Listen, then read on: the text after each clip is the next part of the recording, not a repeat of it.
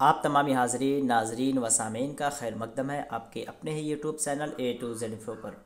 दोस्तों, आज हम डिस्कस करेंगे सीटेट उर्दू लैंग्वेज के पेडागोजी और आज जो हमारा पार्ट है वो पार्ट 11 है। तो इसमें हम समझेंगे कि जो उर्दू की क्वेश्चंस जो बनती हैं वो कहाँ कहाँ से बनते हैं। इससे पहले हमने NCF को डिस्कस कर चुका है। अगर आप नहीं देखे हैं तो आप उसे ज़रूर देख लें, क्योंकि ये टोटल जो जितने पार्ट्स बन चुके हैं, ठीक है, ये बहुत ही इम्पोर्टेंट है। आज जो हम डिस्कस करेंगे वो RTE है, RTE 2009। यहाँ से भी क्वेश्चंस बनते हैं कि RTE के हिसाब से बच्चों को जो फ्री में तालीम दी जानी चाहिए वो कितना है, किस आर्टिकल के तहत मुफ्त और लाजमी तालीम की बात कही। आर्टिकल 21A क्या बात करता है, अनुच्छेद जो है आपका।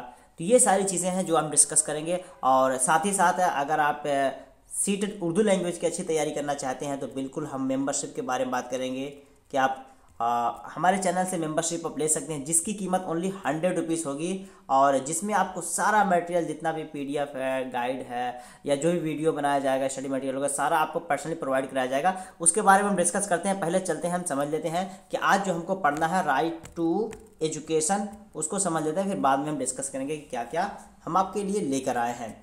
तो पहला पॉइंट यहाँ पे देखते हैं, चूंकि हमने खास बातों को ध्यान में रख के आपके लिए प्रिपेयर किया है। तो इंपॉर्टेंट पॉइंट्स में पहला देख लेते हैं। ये अगस्त 2009 में पार्लियामेंट से मंजूर होने के बाद अप्रैल 2010 से मुल्क भर में जम्मू कश्मीर की रियासत को छोड़कर नाफिजुल अमल हुआ। तो जम्मू और कश्मीर को ये एक्सेप्शन करके उनके अलावा सारे मतलब कह सकते हैं कि पूरे हिंदुस्तान के लिए इसको नाफिज किया गया, लागू किया गया। इसके लिए हिंदुस्तानी आईन में 6 से लेकर 14 साल की उम्र के बच्चों को पहली से 8वीं जमात तक की मुफ्त और लाजमी तालीम का तयन करता है।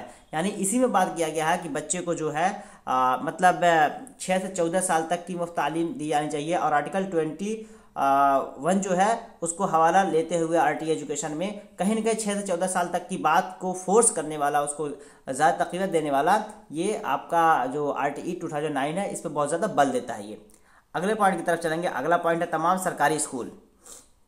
चूँकि सरकार की जानिब से बनाई ये पॉलिसी है, तो ये सरकार अपने स्कूल में ही इसको ज़्यादातर लागू करेगी, नाफिज करेगी। तमाम सरकारी स्कूलों में एलिमेंट्री एजुकेशन मुफ्त होगी, यानी 8वीं तक। एलिमेंट्री बोलते हैं 8वीं तक। एलिमेंट्री एजुकेशन जो होगी मुफ्त होगी। बच्चों से किसी भी किस्म का कोई पैसा नहीं लिया जाएगा। प्राइवेट स्कूलों में जो सरकारी रियायती ज़मीन पर तामीर किए गए हैं 25% सीटें माशी तौर पर कमज़ोर तबक़ात के लिए मुख्तस होगा। अगर आप सरकारी स्कूल में बच्चों का एडमिशन करवाएंगे तो बिल्कुल आपको मुफ्त सारी चीज़ें मिलेंगी 8वीं क्लास तक। लेकिन अगर आप प्राइवेट स्कूल में एडमिशन करवा रहे हैं और वो प्राइवेट स्कूल जिसमें 25% कहीं ना कहीं कह सकते हैं कि सरकार की जानिब से उसको फंडिंग होती है, उसमें जिसमें सरकार की जानिब से फंडिंग होती है उसमें 25%, ठीक है, सीट जो है कमज़ोर बच्चों के तबका के बच्चों के लिए किया गया, वहाँ पे रियायत मिलेगी। ये RTE 2009 आपकी बात करता है। अगला है स्कूल में दाखिले के वक्त। अगर स्कूल में दाखिला आपको करवाना है तो उसमें कोई टेस्ट या दाखिला जाती इम्तिहान नहीं लिया जाएगा कि आपका बच्चा किस क्लास में है। ये इस बेस पे आपका जो है एडमिशन नहीं रुकेगा, बल्कि टेस्ट नहीं लिया जाएगा, आपका एडमिशन कर लिया जाएगा। जो बच्चे 6 साल से ज़्यादा उम्र के हैं और कभी स्कूल नहीं गए, उन्हें उनकी उम्र के मुताबिक जमात में दाखिला दिया जाए और उन्हें खुसूसी तरबियत देकर जमात के दीगर हमजोलियों के मसावी लाने की कोशिश की जाए। बहुत अच्छी बात है। इसमें ये बात कही गई थी कि अगर बच्चा आपका मान लेते 10 साल तक स्कूल नहीं गया, 10 साल की उम्र में स्कूल जा रहा है तो क्या करे। अगर प्राइवेट स्कूल में अगर इसको देखा जाए, 10 साल में बच्चा अगर जाता है तो पूछते हैं क्या पढ़ेगा, इतना उम्र हो गया, कैसे एडमिशन ले, बच्चों के साथ ये कॉम्पीट नहीं कर पाएगा। ये सारे मसाइल आपके प्राइवेट स्कूल में खड़े होते हैं, लेकिन सरकारी स्कूल में ये मसाइल आपके नहीं होंगे। अगर आपका बच्चा गया 10 साल की उम्र में जा रहा है, अगर वो 2 क्लास 3 क्लास में पढ़ने के लायक है तो उसे 2 या 3 क्लास में उसका एडमिशन ले लिया जाएगा। और कोशिश रहती है इस्तिज़ा की टीचर्स की कि उसे ज़्यादा फोकस करके उसके उम्र के मुताबिक उसको इल्म दे करके उसके साथियों के बराबर कर दिया जाए। तो ये एक्स्ट्रा करिकुलर या एक्स्ट्रा फोकस करके बच्चों को ध्यान दे करके बच्चों को आगे बढ़ाया जाता है, उनको पढ़ाया जाता है। तो बहुत अच्छा फंक्शनिंग है इसका। चलिए नेक्स्ट पॉइंट की तरफ चलते हैं। नेक्स्ट पॉइंट हमारा माजूर तलबा के, जो बच्चे माजूर हैं, ठीक है, उनके लिए आप देखते हैं कि सरकार क्या, आप इस जो सरकारी स्कूल होते हैं उसमें रैंप बना होता है, क्योंकि माजूर जो तलबा है उनको सहूलत मिलनी चाहिए। इक्विटी की बात की गई है। माजूर तलबा के स्कूल तक आमतौर रफ्त की जिम्मेदारी हुकूमत होगी, ठीक है, हुकूमत की होगी कि हुकूमत उनके लिए इंतज़ाम करे, व्हील चेयर का इंतज़ाम करे या जो मुमकिन सूरत हो उसका इंतज़ाम करे। हर सरकारी स्कूल में एक स्कूल मैनेजमेंट कमेटी होगी जिसके 75 मेंबर वालिदैन होंगे, ठीक है, जिसमें 50% ख्वातीन होंगी। स्कूल में एक क्या होना चाहिए, SMC school management committee, school management committee हो जिसमें जो बच्चे पढ़ रहे हैं उनके पेरेंट्स में से 75% होना चाहिए। 25% ही आपके टीचर्स में होंगे और उस 75% में आपके 50% ख्वातीन होंगी, यानी पेरेंट्स में जो माएँ होंगी उनको इसमें मतलब क्या है मेंबरशिप दिया जाएगा। ये बहुत अच्छी बात है ताकि बच्चों से जुड़ी हुई बातें आए कि बच्चों को क्या परेशानी है, वालिदैन क्या समझ रहे हैं, माशरे में क्या दिक्कत है, ये सारी चीज़ें निकल के कहीं ना कहीं हकीकी स्तर पे ज़मीनी स्तर पे लोगों के सामने आएंगी। नेक्स्ट पॉइंट है, किसी भी बच्चे को जिस्मानी, ज़हनी और जज्बाती तौर पर सज़ा नहीं दी जाएगी। ये बिल्कुल कॉर्पोरल पनिशमेंट जो है, जिस्मानी पनिशमेंट है, सज़ा जो है बिल्कुल बैन किया गया। आप मार नहीं सकते किसी बच्चे को। तो ये RTE NCF ये सारी चीज़ें इस पर बिल्कुल बहुत सख्ती के साथ इस पर आयद हुई हैं, नाफिज हुई हैं। बच्चों के हुकूक़ के तहफ़्फ़ुज़ के लिए कौमी सतह पर national commission for protection of child right के तश्कील की गई है जो इस कानून की नफाज की मॉनिटरिंग करेगा। तो ये कितना स्कूल अमल कर रहा है, जो चीज़ें बताई गई RTE 2009 में, क्या स्कूल वाले इसको अमल कर रहे हैं कि नहीं, बच्चों को एडमिशन दे रहे हैं कि नहीं, बच्चों को मार रहे हैं कि नहीं मार रहे हैं, बच्चों को जो बच्चे कमज़ोर हैं उन्हें एक्स्ट्रा करिकुलर के ज़रिए पढ़ा रहे हैं कि नहीं, इन सभी चीज़ों की जो निगरानी करेगा वो NCPCR, ठीक है, यानी कौमी सतह पर national commission for protection of child right के तहत उसकी निगरानी की जाएगी। नेक्स्ट पॉइंट की तरफ चलेंगे। नेक्स्ट पॉइंट में क्या कहा जा रहा है और उसके बाद क्वेश्चन आंसर का सेशन हो जाएगा हमारा।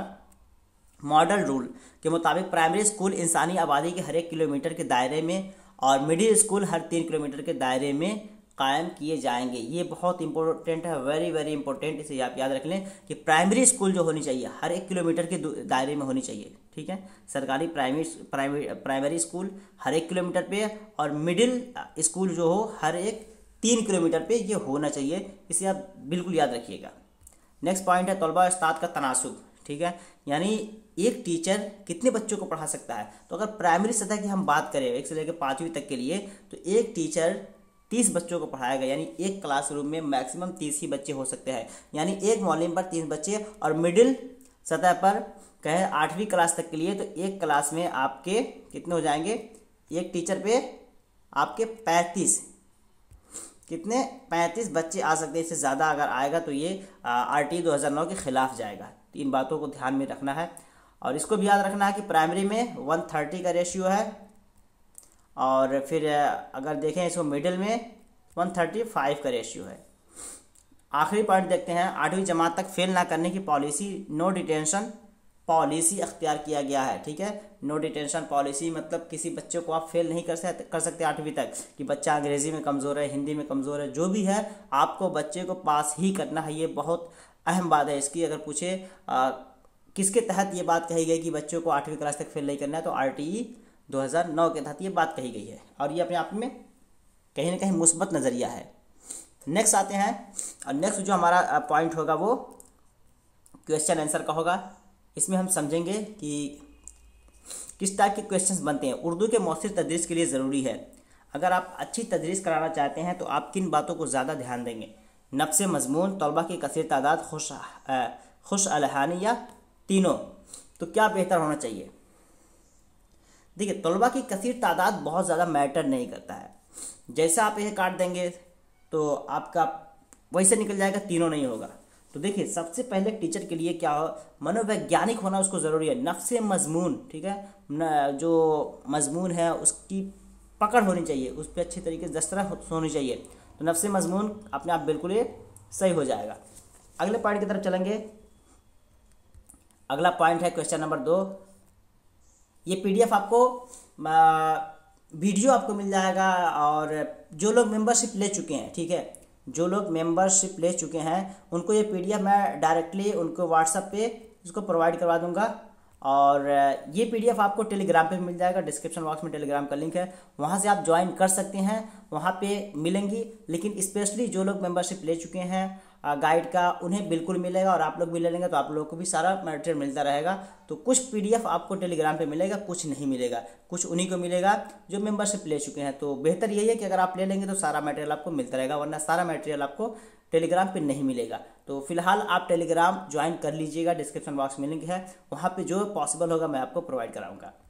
तो यहाँ पे बताएं 2 नंबर में तदरीस कवायद के लिए मौजू तरीका कौन सा है। अगर आपको कवायद पढ़ाना है, ठीक है, तो जाहिर सी बात है अगर आपको पढ़ाना है कि इसम किसे कहते हैं, तो इसम किसे कहते हैं, पहले आपका नाम क्या है, उनका नाम क्या, भाई का नाम क्या, दोस्त का नाम क्या, इन सभी के नाम को लेने के बाद फिर हम कहेंगे हाँ यही इसम है। तो कहीं ना कहीं ये आपका एग्जाम्पल टू रूल जाता है। तो एग्जाम्पल टू रूल जो होता है वो इस्तिक़राई ही होता है, ऑप्शन ये बिल्कुल आपका सही हो जाएगा। नेक्स्ट चलते हैं, नेक्स्ट क्वेश्चन हमारा है क्वेश्चन नंबर 3।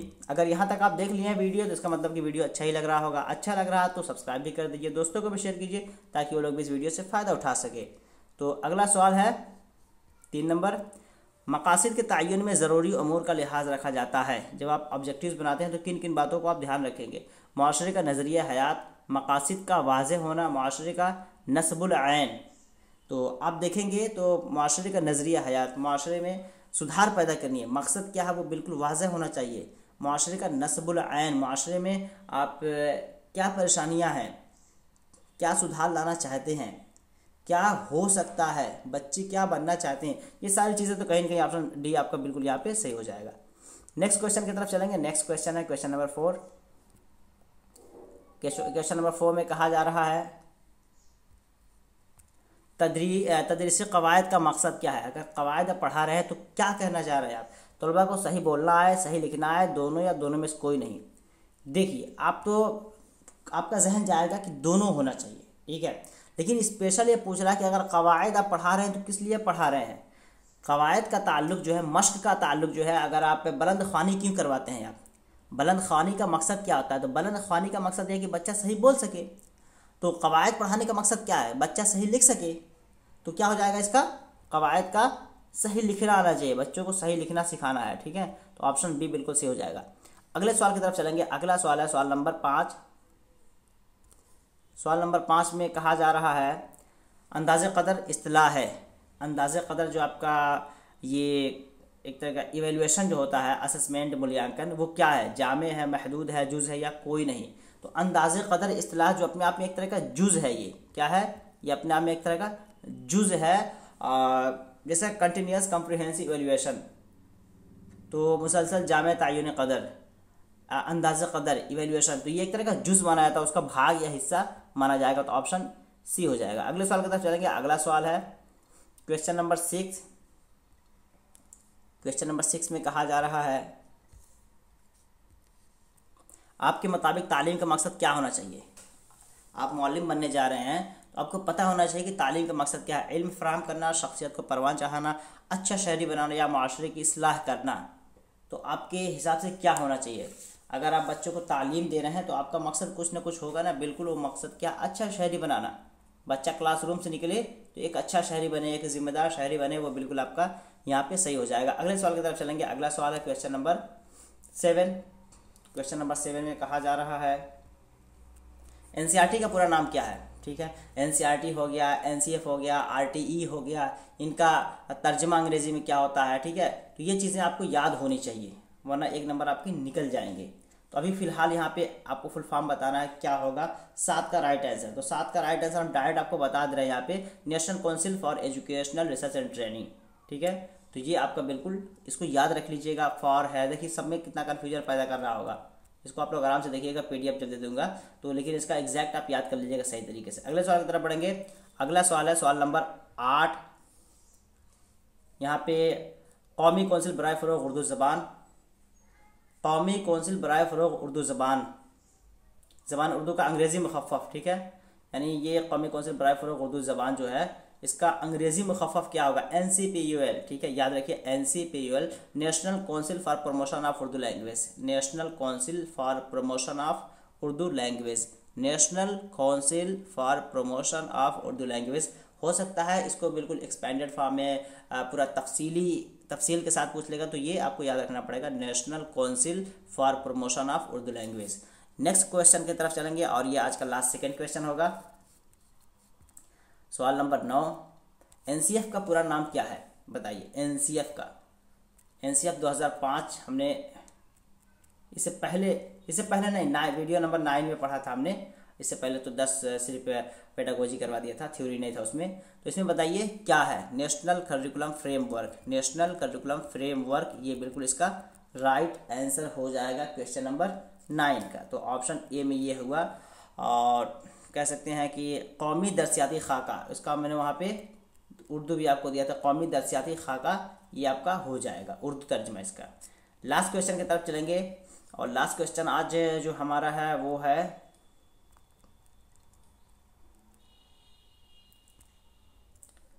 बताइए लास्ट क्वेश्चन में कहा जा रहा है एनसीएफ 2005 में बच्चे की पहली 2 साल की तालीम के लिए के लिए ज़रिया तालीम के तौर पर कौन सी ज़बान रखने पर जोर दिया गया। यानी बेसिक स्टार्टिंग के जो 2 साल है उसमें किस ज़बान में बच्चों को तालीम दी जानी चाहिए। तो यहाँ पे मादरी ज़बान है, इलाकाई ज़बान, कौमी ज़बान। देखिए सबसे क्लोज़र अगर देखेंगे ये मादरी ज़बान आपकी है, ठीक है। मादरी ज़बान वही जो माता पिता उसके वालिदैन बोलते हैं। इलाकाई ज़बान में मतलब पूरे इलाके में जो बोली जाती है, तो बच्चा इलाकाई ज़बान नहीं सीख पाता है। इलाकाई कह सकते हैं ये थोड़ा आला मतलब आला लेवल का हो गया। कौमी और आला लेवल का हो गया, अंग्रेज़ी और आला लेवल का हो गया। तो बिल्कुल सबसे आसान होता है मादरी ज़बान। तो ये आपके लिए बिल्कुल यहाँ पे राइट आंसर हो जाएगा। मैं डिस्क्रिप्शन बॉक्स में टेलीग्राम जो दिया हूँ वहाँ के थ्रू आपको आंसर की के साथ ये आपको मिल जाएगा। और यहाँ पे ये जो आपको दिख रहा है ये, ठीक है, ये मेंबरशिप अगर आप ले लेंगे तो जितने भी उर्दू लैंग्वेज का मटेरियल प्रिपेयर किया जाएगा, टारगेट एग्जाम जो आपका दिसंबर है वहाँ, वो आपको बिल्कुल आपको पर्सनली आपको व्हाट्सएप पे मिलता रहेगा। जो भी गाइड है, जो भी वीडियो बनाया जाएगा, जो भी PDF होगा आंसर की के साथ, वो सारा आपको व्हाट्सएप पे मिल जाएगा। सिर्फ इसका 100 रुपीज़ फी रखा गया। उद्देश्य क्या है इस मेंबरशिप का, कि आप उर्दू में अच्छे से अच्छा नंबर हासिल कर सके, ठीक है।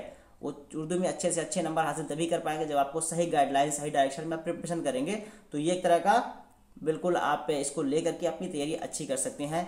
और ये आपको गाइड भी साथ ही साथ में प्रोवाइड करा दिया जाएगा। तो ये कुछ वीडियो है जो अभी 10 पार्ट हो गए हैं, और नहीं देखें अभी तक आप 10 पार्ट, तो प्रीवियस के 10 पार्ट देख लें, उसके बाद 11वां देखें। और जो नेक्स्ट वीडियोस बनाए जाए उन्हें भी देखें। इससे पहले भी बहुत सारे वीडियोस बनाए जा चुका हूं, मैं बना दिया हूं, उन्हें भी आप देख के अपनी तैयारी अच्छी कर सकते हैं। तो फिर दीजिए इजाज़त, मिलते हैं नेक्स्ट वीडियो में। और वीडियो अच्छा लगा हो तो ज़रूर लाइक कीजिए, दोस्तों को शेयर कीजिए, वो लोग भी फ़ायदा उठाएँ। और अच्छा लगा होगा कि काफ़ी मेहनत लगती है वीडियो बनाने में, आपके लिए कंटेंट तैयार करना, उसे टाइप करना, आंसर का सही सिलेक्शन करना, उसका आंसर देना, ये सारी चीज़ें अपने आप में आप समझ सकते हैं काफ़ी दुश्वार काम है, फिर भी आप लोग के लिए मैं करता हूँ। तो चलिए फिर मिलते हैं नेक्स्ट वीडियो में, तब तक के लिए हैव अ नाइस डे, अल्लाह हाफ़िज़, टेक केयर।